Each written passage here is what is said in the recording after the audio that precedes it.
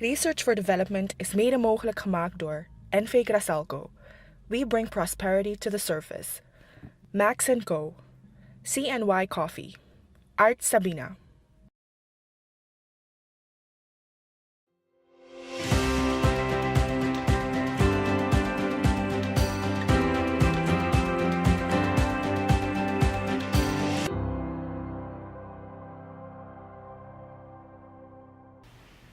Suriname staat internationaal bekend als een multicultureel, multi-etnisch en multireligieus land. We horen vaak dat we een voorbeeld kunnen zijn voor de rest van de wereld, omdat de belijders van de verschillende religieën vredig en respectvol met elkaar omgaan. Maar is dat echt zo? Hebben we echt respect voor elkaar en elkaars religie?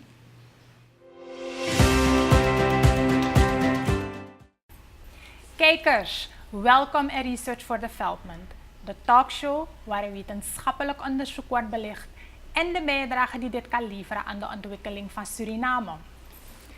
Vol van passie, gedreven door kennis en een verlangen om nog meer kennis op te doen.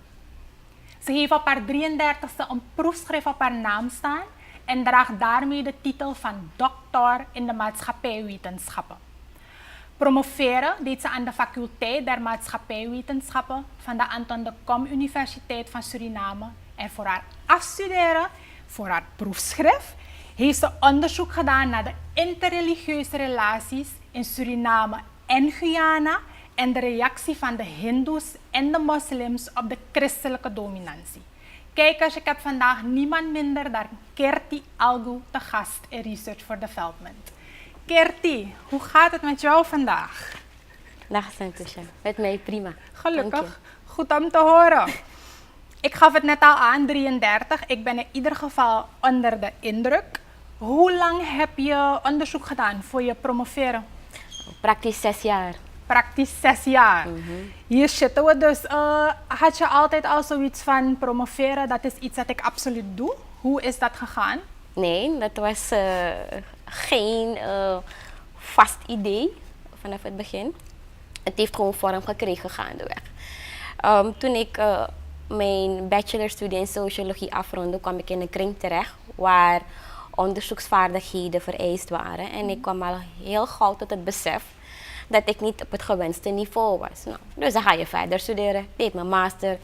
En dat gevoel van tekortkoming was er nog steeds. Dus, maar je PhD doen. Oké. En 6 jaar verder zitten we hier. Ik vraag me af of je nu op het gewenste niveau bent, maar daar gaan we iets later in de uitzending op terugkomen. Oké, Kirtie, iets wat je heel vaak hoort, ik denk dat het is echt iets wat we allemaal standaard zeggen over Suriname, is een moskee en een synagoge naast elkaar. En hoe uniek dat is bijna ons visitekaartje. Je hebt in je onderzoek aangegeven dat het Caribisch gebied zich kenmerkt vanwege de vele religieën die er voorkomen en eigenlijk geen oorlog. Wat maakt ons zo apart? Nou, ik heb voor mijn proefschrift dat plaatje van het Caribisch gebied dat je zojuist schetste afgezet tegen de rest van de wereld. In een nutshell komt het erop neer dat wereldwijd christenen, hindoes en moslims de 3 grootste officiële religieën zijn. En eigenlijk ook de 3 grootste religieën zijn die met elkaar overhoop liggen. In de 20e eeuw zijn er bijvoorbeeld 24 oorlogen met een religieuze dimensie geteld. Dat is heel veel. Heel veel. En 90% van die oorlogen betrof christenen, hindoes en of moslims. En dat was niet in het Caribisch gebied? En dat was niet in het Caribisch gebied. Nou, je gaat dus dan al heel gauw vragen stellen. Wat maakt het zo bijzonder? Want het Caribisch gebied, met name Suriname, Guyana en Trinidad, die kennen ook christenen, hindoes en moslims. Klopt. Zo, wat ik eigenlijk deed is dat die observatie meer gestalte te geven en proberen te verklaren. En je zei het heel mooi net, we hebben een synagoge en een moskee naast elkaar. So, het is zo vanzelfsprekend voor ons. Maar is het werkelijk zo vanzelfsprekend? Laten we kijken wat je onderzoek daarover zegt. voordat we verder gaan, ik gaf in de intro al aan, je hebt gekeken naar interreligieuze relaties. In ons voorgesprek gaf ik ook al aan dat ik aan zoveel dingen denk en dat ik het eigenlijk bewust niet heb opgezocht. Dus kan jij aan mij vertellen, interreligieuze relaties, waar denk ik dan aan? Nou, eigenlijk, het is heel simpel. Interreligieuze relaties betreft eigenlijk gewoon, het omvat gewoon de manier waarop verschillende religieuze groepen met elkaar omgaan. Hoe ze naar elkaar toe groeien, hoe ze bij elkaar blijven of hoe ze uit elkaar groeien. En ik heb gewoon naar twee dingen gekeken. Ik kijk dus naar de manier hoe we denken over elkaar, toch? Dus percepties. Maar ook hoe we ons opstellen naar elkaar toe. Maar ik kijk ook naar dus de manier waarop religieuze organisaties met elkaar omgaan. Oké. Dan is dat stukje in ieder geval duidelijk. Ik gaf het ook al aan, religie, dat is altijd glad ijs. Mijn mening. En toch heb je ervoor gekozen. Je hebt ook aangegeven dat je ook in je vorige studie, je bachelor, dat je daar ook wat hebt gedaan met religie in iets andere richting. Ik vraag me dus af, is dat glad ijs voor jou? En waarom heb je toch, waar je interesse om meer te weten over religie en er zelf onderzoek naar te doen? Ondanks het feit dat het eigenlijk best wel glad ijs is. Nou, religie is de laatste jaren tenminste heeft heel veel belangstelling gekregen binnen de wetenschap. Voornamelijk na 9/11. En wat je dus ziet is dat men vaak genoeg religie koppelt aan instabiliteit, aan conflicten tussen groepen. Ja. En ik ben die mening niet toegedaan, gewoon vanwege mijn eigen ervaring in Suriname. En voor een deel ook buiten Suriname. Dus je vraagt je dan af van, is het terecht dat men religie zo negatief benadert? Toch kloppen die discussies in de wetenschap voor Suriname, voor het Caribisch gebied. Nou, en ik wilde dus daar een bijdrage aan leveren. Ik wilde meedoen met die discussie.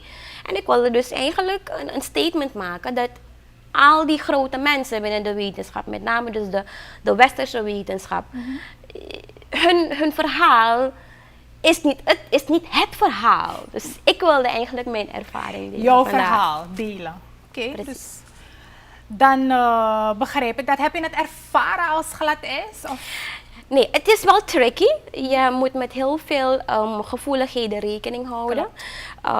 Het is niet als wiskunde, achtig verhaal. Soms iets lastiger, want je groeit natuurlijk in het vak.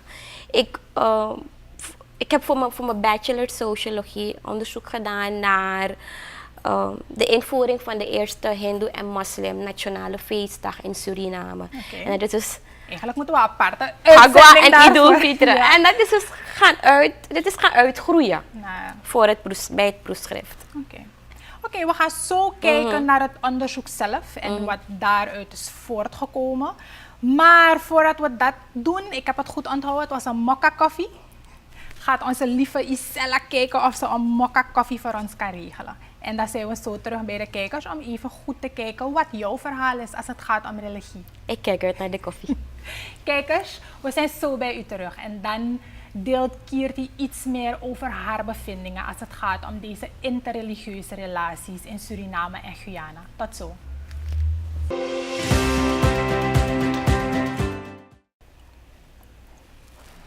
Kijkers, welkom terug in Research for Development. Ik heb vandaag Dr. Kirtie Algoe met mij. En Kirtie heeft gekeken naar interreligieuze relaties in Suriname en Guyana. En haar focus lag op de reactie van Hindoes en Moslims op de christelijke dominantie in deze twee landen. Kirtie, je hebt onderzoek gedaan in Suriname en Guyana. Terwijl je eigenlijk praat over het Caribisch gebied. Waarom heb je gekozen voor deze twee landen? Nou, mijn focus lag op de relaties tussen christenen, hindoes en moslims.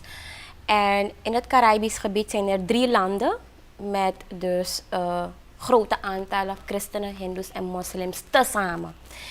Dat zijn de Suriname, Guyana en Trinidad. Toch?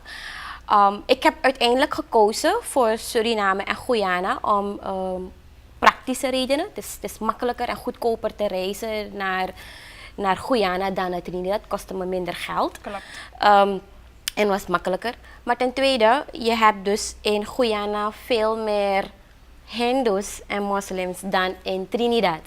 En dat was voor mij wel belangrijk, omdat het dus me ruimte gaf om veel dieper in de materie te gaan. De samenstelling De is samenstelling, dus iets anders. Dus ja. je hebt alle drie, maar in Trinidad, Nee. Ik heb dus alle drie religieën in alle drie landen, maar de samenstelling in Trinidad is toch iets anders ten opzichte van Guyana. Suriname en Guyana. Oké, dus vandaar de keuze waren dus beter te vergelijken. Ja. Oké, ik wil dus ook, want dat kwam ook naar voren, is dat je uiteindelijk dus wel een vergelijkend onderzoek hebt gedaan. Oké, prima. Je praat verder over de christelijke dominantie. Ik heb het woord een aantal keer laten vallen. Wat moet ik daaronder verstaan? Wat is die christelijke dominantie en waarom noem je dat zo? Nou, wanneer ik praat over christelijke dominantie, dan praat ik over twee zaken. Ik praat over dus die hele infrastructuur in die samenleving, waarbij christenen beter gefaciliteerd worden dan andere religieuze groepen.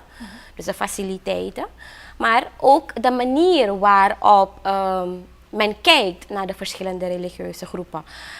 Ik wil even wat vragen, want je hebt het over faciliteren. Maar is het dan faciliteren binnen de religie?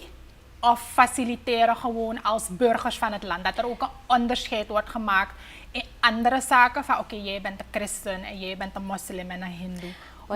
Waar heeft dat faciliteren betrekking op? Wanneer ik praat over faciliteren, dan praat ik over dus de resources die de overheid heeft voor religieuze groepen. Okay. En we praten dan over toegang tot subsidies. Ik praat over best betaalde banen. Ik praat over scholen, over religieus onderwijs en subsidies voor religieuze leiders. Nou, tijdens de koloniale periode waren dus de christenen de enige religieuze groep die over deze faciliteiten beschikten. De Hindoes en de moslims hadden dat niet.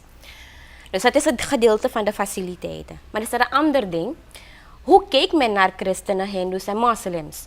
Nou, Hindoes en moslims, of laat me het anders formuleren, niet-christenen werden eigenlijk als minder beschouwd voor de, laten we zeggen, voor de onafhankelijkheid. Christenen werden dus als de betere religieuze groep gezien.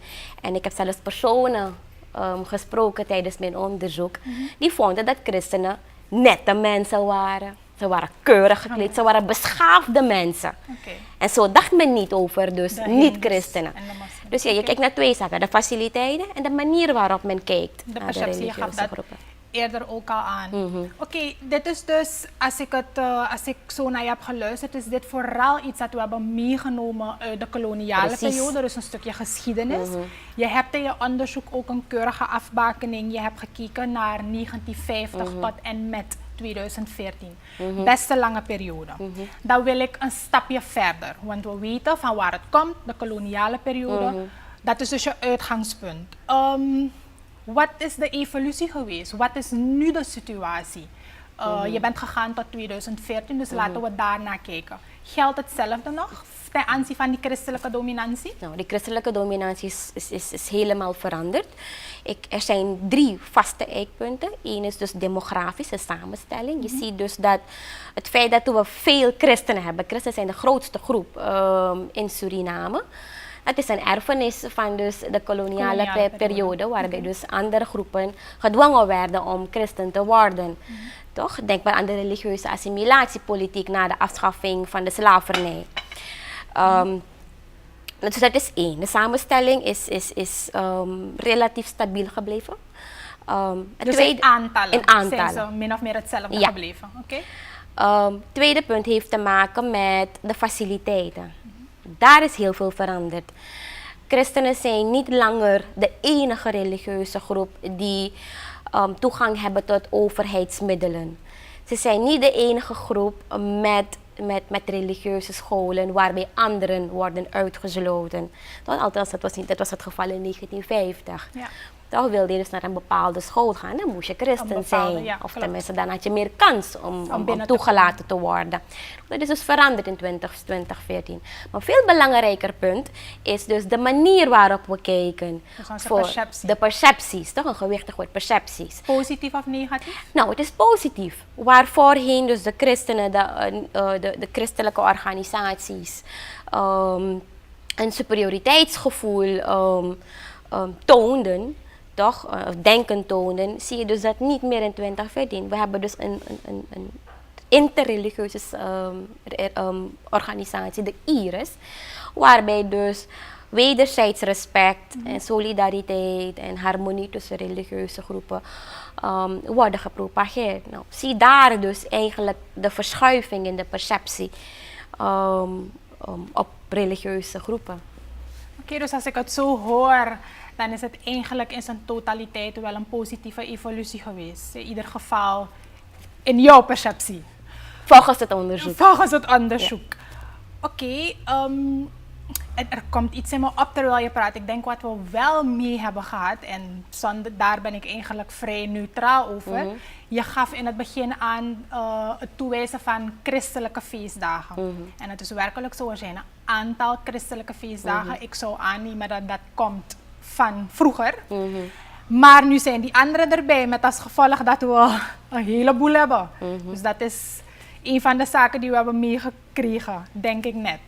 Oké, je hebt nu de situatie uitgelegd. Dus we hebben een koloniaal verleden en daar is er een evolutie geweest. Maar je hebt daarnaast ook een vergelijkend onderzoek gedaan. Je hebt gekeken naar Suriname en Guyana. Wat heeft jouw vergelijkend onderzoek opgeleverd tussen deze twee landen? Min of meer hetzelfde? Hoe ging dat? Nou, kijk, Guyana heeft een iets wat andere ontwikkeling gehad. Kijk, wij werden dus... wij zijn gekoloniseerd door Nederland, dus het beleid was iets anders. Hier kregen dus de Hindoes en de Moslims tijdens de koloniale periode, denk maar aan gouverneur Kielstra, die kregen geleidelijk aan toegang tot het overheidsapparaat. Toch? Guyana was het plaatje helemaal anders. Daar moest men een doopbewijs bijvoorbeeld tonen om bij de overheid in dienst te treden. En dat was tot zeker de jaren 60 het geval. Nog eind jaren 50 was dat het geval. In Suriname was dat niet zo. Je had wel, dus dat het gebruikelijk was dat christenen een betere baan hadden, maar Hindoes en Moslims hoefden geen doopbewijs te overleggen. In Guyana was dat wel het geval. Mag je dan zeggen dat die christelijke dominantie daar nog dominanter was dan in Suriname? Wat mijn onderzoek heeft aangetoond is dat die christelijke dominantie in Guyana veel sterker was. Vanwege het overheidsbeleid. En wat je dus ook had is dat in beide landen is er dus gedurende die koloniale periode zijn er bekeringsmissies geweest, zieltjes winnen. Hier in Suriname heb je ze ook gehad. Toch? Denk maar aan de katholieke kerk, de EBG-kerk. Men was naar de slaven, actief naar de overige religieuze groepen om mensen te bekeren. En dat is ook op basis van een beeld dat jouw geloof minder is. Toch? In Guyana heb je dat proces ook gehad, maar dat was veel intensiever. Toch? En dan moet je kijken, je hebt dan twee krachten. Je hebt de kracht van de overheid en je hebt de kracht van de religieuze, van de christelijke organisaties. Die twee krachten tezamen zorgden ervoor dat in Guyana de bekering van Hindoes en Moslims tot het christendom veel groter was dan in Suriname. Oké, en als we kijken naar de huidige situatie in Guyana, zijn er daar als gevolg hiervan meer christenen? Hoe is die christelijke dominantie daar nu? Nou, daar is die christelijke dominantie ook veranderd. Je ziet dus daar ook een verschuiving in de samenstelling. Er is een kleine stijging in het aantal christenen. Maar je ziet wel dus een scherpe daling van het aantal Hindoes. En dat komt voornamelijk vanwege dus de bekering van Hindoes tot het christendom. En we kennen dus in Suriname, eigenlijk in heel Latijns-Amerika, met Caribisch gebied. Dat is wereldwijd, zie je dus de opmars van de volle evangeliekerken, de charismatische bewegingen, de Pinkstergemeenten, zoals we ze ook kennen. Maar dat zijn ook christenen. Klopt. Maar het zijn de nieuwe bewegingen die heel veel aandacht trekken van het publiek, van andere religieuze groepen. En in Guyana zijn ze veel sterker. Veel sterker geworden als gevolg van het aantrekken van Hindoes dan in Suriname. En dat zijn dus de kleine verschillen die spelen. De kleine verschillen dus zijn. Ik wil nog 1 vraag stellen over je onderzoek. Ik kwam daar ook op. Je hebt een conceptueel model, een initieel conceptueel model. En je geeft aangaande je onderzoek dat conceptueel model is veranderd. Wat waren de eerste factoren? Want in je conceptueel model heb je eigenlijk gekeken naar factoren die van invloed zijn op deze relatie. Wat waren de eerste factoren? Die mag je noemen. Volgens het eerste model. Nou, in mijn onderzoek heb ik geprobeerd om onze ervaringen van het Caribisch gebied, met name Suriname en Guyana, een plek te geven. En ik heb dus inderdaad een verklaringsmodel gemaakt. En volgens dat model ging ik uit van 4 factoren. Overheidsbeleid, demografie, dus de samenstelling, religieus leiderschap en religieuze organisaties. Nou, gaandeweg het onderzoek zijn er nog 2 factoren bijgekomen. Dat is dus etniciteit en ruimtelijke ordening. En ruimtelijke ordening moet je gewoon heel simpel zien. Het feit dus dat je in de buurt woont van een christen, hindoe of moslim, vergroot gewoon de kans dat je wederzijds respect kunt ontwikkelen voor elkaar. Dat is niet alleen in onze regio het geval, dat hebben dus internationale studies ook uitgewezen. Je hebt dus gekeken naar Suriname en Guyana. Ik moet zeggen dat je onderwerp niet alleen maar interessant is, maar zeker voor Suriname ook actueel. En dan heb ik het over de discussies op social media die er waren ten aanzien van de komst van de Indiase president. Er is toen een oproep geweest van christelijke organisaties dat men niet meedeed aan de internationale yogadag, omdat dat gekoppeld zou zijn aan het hindoeïsme. Hoe zie jij dat in het licht van jouw onderzoek? Want eigenlijk heb je net aangegeven dat het allemaal positief is. Hoe moet ik hier dan naar kijken? Want dit is actueel. Nou, in mijn model heb ik dus ook aangegeven dat een van de factoren die bijdraagt aan relaties tussen religieuze groepen, religieus leiderschap is. En wat is religieus leiderschap? Het is niks anders dan het vermogen van degene die religieuze organisaties trekken om het denken en handelen van de kerkgangers of van de leden van gemeenten te beïnvloeden. Ze hebben heel veel invloed op hun mensen. Ik begrijp dat, maar waarom zouden ze dit willen beïnvloeden? Is het een soort van onbekend maak onbemind? Wat zou het voordeel zijn voor de religieuze leiders om hun mensen te beïnvloeden? Die oproep is ook vanuit een bepaalde groep gekomen.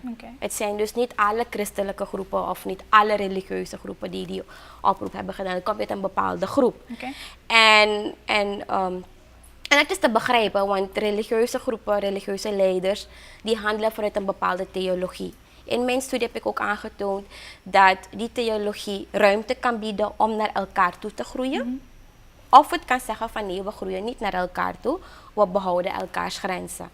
Nothing is written in stone, dus ook onze relaties niet. Er zullen wel altijd deiningen zijn, dat hebben we ook gehad in het verleden. Maar waar ik me in heb vastgebeten, is dus dat in vergelijking met andere regio's in de wereld, wij geen genocide hebben, wij hebben geen gewelddadige religieuze conflicten.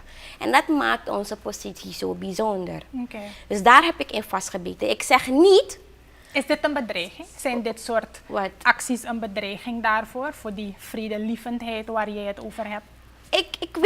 Ik weet niet of het een bedreiging is. Ik zou eerder zeggen van nou, it is part of having a relationship with each other. Het is part van society. Ja. Toch? In een relatie is het niet altijd leuk. Ook wanneer je met je buurman bent, bij je buren, dan heb je af en toe een moment van buurman praat te veel of buurman loopt zo rond. Dus je hebt het wanneer je verschillende groepen bij elkaar hebt. Dus het is niet vreemd? Nee, voor mij althans is het niet vreemd. Okay. Maar ik zeg wel altijd van je weet nooit wanneer zaken omkantelen.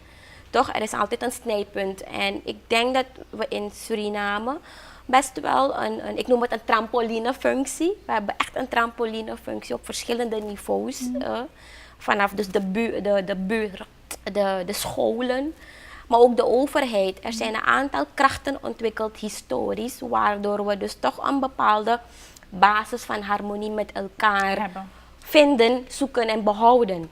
Dus ik denk niet van dat het 1, 2, 3 verloren gaat bij zo'n oproep. Bij zo'n oproep. Ja. Oké, prima Kirtie. Ik weet in ieder geval veel meer hierover. We gaan naar een break.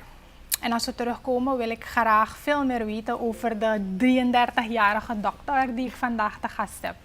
Kijkers, we zijn zo bij u terug.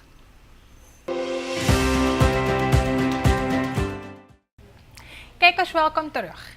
Ik heb vandaag Kirtie Algoe op bezoek. En één ding weten we in ieder geval, ze houdt van studeren. Op haar 33ste een proefschrift.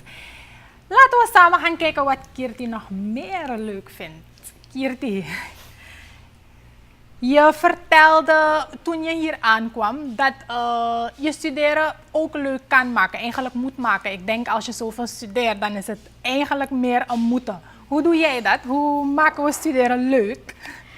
Nou, je moet... ja, hoe zal ik het best antwoorden? Je moet ervoor zorgen dat je kennisontwikkeling ziet als verrijking van jouw denken.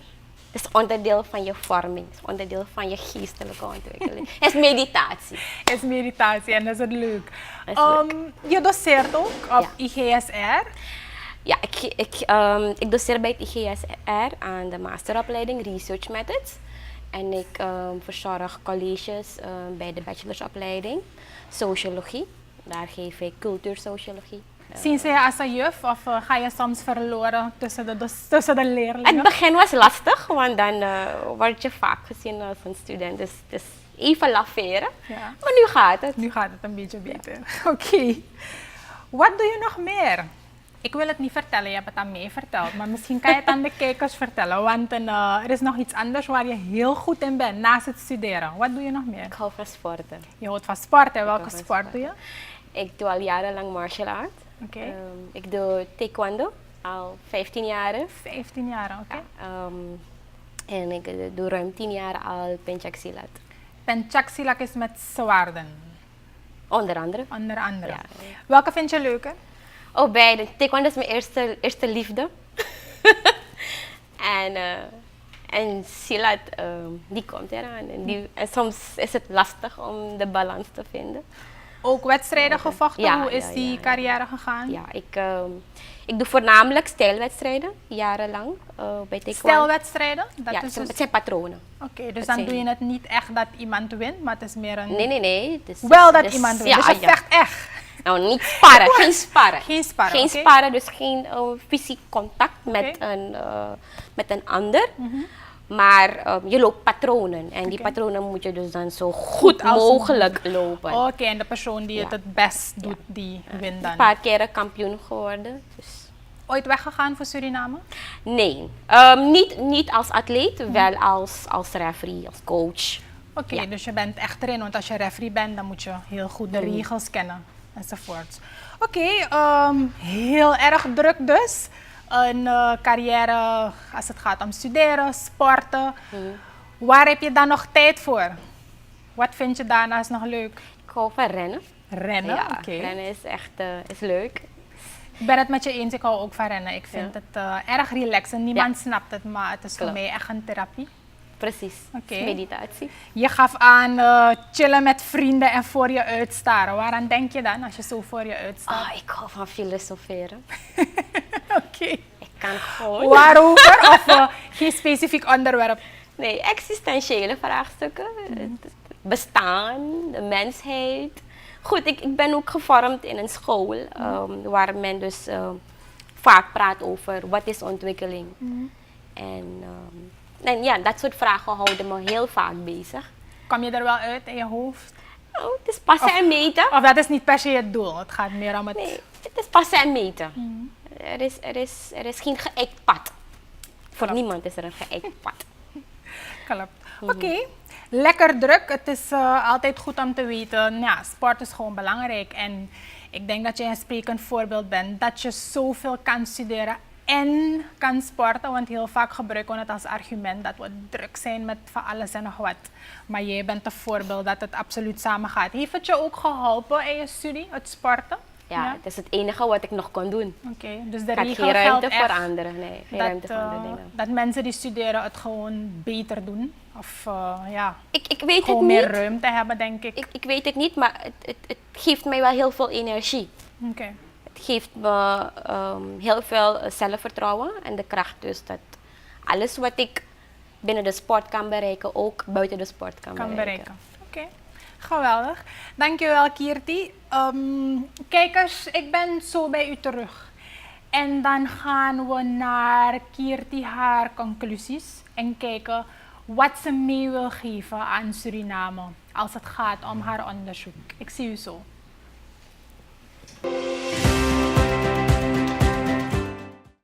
Kijkers, welkom terug. Ik ga even mijn arm uitstrekken.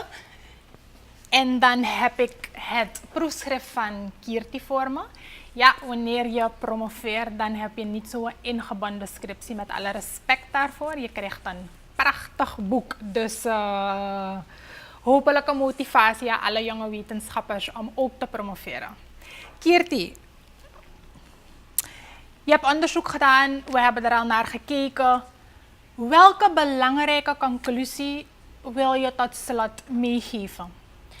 Nou, 2 dingen. Ik heb met mijn onderzoek aangetoond dat het overheidsbeleid, religieus leiderschap en de demografie belangrijke factoren zijn van interreligieuze relaties. En wanneer ik praat over overheidsbeleid, dan speelt de participatie van religieuze groepen bij besluitvorming een heel belangrijke rol. Het proces van komen tot een overheidsbeleid is even belangrijk als het beleid zelf. Okay. En dat is dus een van de zaken. Een ander punt is dus dat religieus leiderschap richting kan geven aan interreligieuze relaties. Zij bepalen in hoeverre, zij hebben invloed in hoeverre mensen van een bepaalde gemeente respect opbrengen voor een ander. Ze kunnen het versterken, ze kunnen het verzwakken. Klopt. Dat klopt. Oké, je hebt geen glazen bal natuurlijk, hebben we geen van allen. Je hebt wel onderzoek gedaan. Ja, onderzoek is belangrijk omdat je dan feiten hebt. Ik denk dat we na dit gesprek een beetje allemaal het erover eens zijn. Nou ja, dat is een feit. Dat het best goed gaat in Suriname en Guyana. Vredelievend, geen oorlogen enzovoort. Wat zijn de voorwaarden? Je noemde eigenlijk al één, maar zijn er een aantal specifieke voorwaarden waarvan je zoiets hebt? Ik heb geen glazen bal, guys, maar hier moeten we wel echt op letten. Willen we deze situatie, deze vredelievende, gezonde, positieve situatie zo houden als het gaat om religieën? Nou, ik heb net 2 factoren genoemd. Dus overheidsbeleid en religieus leiderschap. Maar ik denk dus, en demografie heb ik ook gezegd. Dus, maar wat je ook erbij, wat je erbij moet nemen, is de invloed van religieuze organisaties. Religieuze organisaties hebben assets, ze hebben middelen, ze hebben een infrastructuur om mensen te beïnvloeden. En natuurlijk, we hebben de rol van ruimtelijke ordening. We hebben een aantal positieve factoren in Suriname en Guyana als het gaat om interreligieuze relaties. En ruimtelijke ordening is één van ze. Politiek? Politiek heb ik dus ondergebracht bij overheidsbeleid. Dus in mijn model heb ik dus overheidsbeleid verder uitgewerkt. Ik maak een onderscheid tussen het koloniaal beleid en het postkoloniaal beleid. En dus in het hele spectrum heb je dus dingen als toegang tot macht, etniciteit en het electoraal systeem. Dus maar het is allemaal uitgewerkt in het proefschrift. Waar we op moeten letten. Is er een rol weggelegd voor mij als burger? Want ik denk, ja, ik ben wel lid van een religieuze groep. Maar uiteindelijk zijn wij wel de burgers. Wij bepalen het wel als individu. Nou, ik denk dat we al van nature, niet van nature, we hebben historisch in Suriname, maar ook in Guyana, hebben we een soort collectieve understanding. Toch? Er is een bepaald begrip gegroeid. Voor elkaar. En soms zie je het aan hele simpele dingen. Wanneer je in gezelschap bent van iemand anders, dan zorg je ervoor dus dat je de taal spreekt die de persoon ook begrijpt. Ja. En dat zijn net die kleine zaken die ervoor zorgen dat het wederzijds begrip gekoesterd wordt. Aan de andere kant, ik denk dus dat wij als burger trots mogen zijn op het feit dus dat wij een voorbeeld zijn voor landen en regio's met verschillende religieuze groepen die overhoop liggen met elkaar. Klopt. Wij hebben dat niet. Zodra je de tv aanmaakt, is het echt om te huilen. Klopt. So we take it for granted. Ja, we take it for granted. Ja. Maar dat is het niet. En dat heb ik dus geprobeerd aan te tonen met deze studie. Dat is het gewoon niet. Er is een bepaalde collectieve kracht gegroeid, historisch, en die moeten we gewoon koesteren. Ja, klopt. Oké, Kirtie. Hoe ziet het wetenschapsveld er verder uit voor jou? Je hebt al je PhD. Is dit nu gepubliceerd? Nou, dit is nog niet gepubliceerd. Ik ben bezig met de officiële uitgave van dit proefschrift. Wat ik wel heb is dus een populaire versie. Dus die komt waarschijnlijk tegen eind van het jaar. Populaire versie? Ja, Nederlandse versie. Hij is nu in het Engels, maar populair is in dat...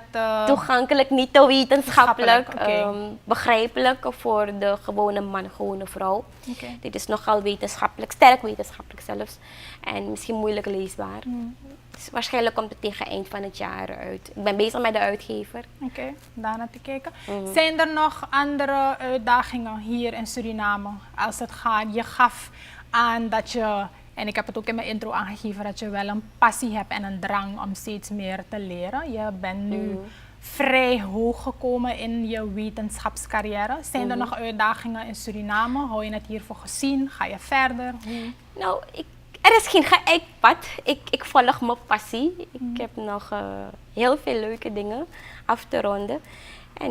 En ik kijk wat verder mijn pad kruist. Ik neem nooit harde beslissingen als het gaat om dingen die dicht bij het hart liggen. En de wetenschap is een van het. Ja, dus dat wilde ik zeggen. Studeren, dat blijft wel een absolute passie. Ook na die 6 jaren. Ik noem het gewoon kennisontwikkeling. Geweldig, geweldig. Ik hoop van je positieve kijk. Ik hoop dat onze jonge wetenschappers er wat van kunnen leren. Want ja, 6 jaar, het zal echt niet altijd zo zoetsappig zijn geweest als hoe we je nu hier zien lachen. It's fun. Oké, Kirtie, dankjewel. Het is me waar genoegen geweest om je als gast te hebben. Je bent nu Vrienden van Dime. Namens onze sponsoren, Christelijke Algoe, willen we deze prachtige pen aanbieden. Alsjeblieft. En we hopen dat er nog veel meer onderzoek zal komen hieruit. Zeker. Of het verbeteren van tentamens van onze opkomende wetenschappers. Je weet maar nooit. Sure. En namens arts Sabina krijg je een prachtige Dime-mok voor je mokka koffie elke morgen. Dankjewel. Alsjeblieft, Kirtie. En hartelijk bedankt. En tot ziens. The pleasure was mine. Kijkers, dank u wel voor het willen kijken naar deze aflevering van Research for Development. We waren vandaag Kirtie Algoe op bezoek. En er is niet zoveel dat ik hieraan wil toevoegen. Ik wil het laatste wat zij heeft aangegeven benadrukken en aan u meegeven. Neem het niet voor granted. We zijn heel erg gezegend in Suriname. Dat we zo naast elkaar leven, zoveel van elkaar houden, zoveel begrip hebben voor elkaar. Het is uniek en het is iets geweldigs. Laten wij dat koesteren, dat Suriname ons prachtig land blijft, maar ook een land waarin we met elkaar blijven lachen. Ongeacht je etniciteit, ongeacht de taal die je spreekt en ongeacht je religie. Dankjewel en graag tot de volgende keer.